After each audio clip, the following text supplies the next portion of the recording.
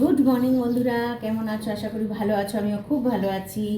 দেখো, মশলা করে ফেলছি। সকাল সকাল রান্না হবে।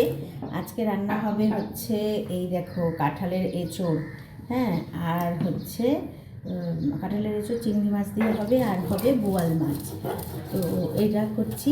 আর জানো তো, এখান থেকে না খুব সুন্দর রোদ আসে আমাদের রান্নাঘর থেকে। দেখো, আলোটা কিন্তু কিছুটা কিছুটা পড়ছে আমার মুখের মধ্যে, এই জানলাটা দিয়ে খুব সুন্দর রোদ আসে। তো যাই হোক, খুব তোমরা কী করছো? আজকে কিন্তু আমি ব্রেকফাস্ট করিনি।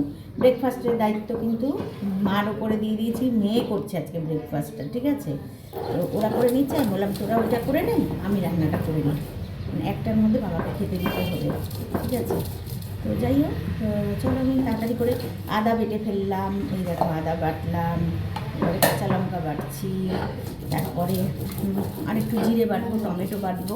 সমস্ত কিছু কিন্তু শিলপাটাতেই বেটে করবো। মিক্সি আছে, কিন্তু জানো তো একটা বাটা মশলার কিন্তু আলাদাই একটা টেস্ট হয়। তো এঁচোড় এবছরে প্রথম, এবছরে নতুন উঠলো কাঁঠালের এঁচোড়।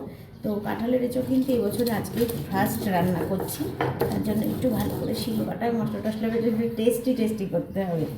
তো এঁচোড় চিংড়ি করবো। চিংড়ি মাছটা বাছা এখনও বাকি আছে। তো ঝটপট অনেকটা সময় লাগে না বলো এগুলো করতে? তার জন্য আমি ওইদিকে আর গেলাম না। ব্রেকফাস্টটা শেষ করে যদি করি, আজকে একটু দেরিও হয়ে গেছে।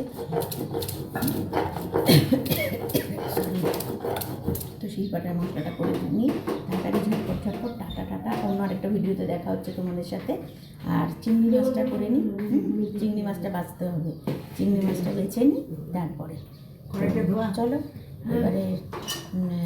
আর আবারও একটা কোনো ভিডিওতে তোমাদের সাথে দেখা হচ্ছে। আর আমার ভিডিওগুলো, আমার পোস্টগুলো তোমাদের কাছে কেমন লাগছে জানালে না তো?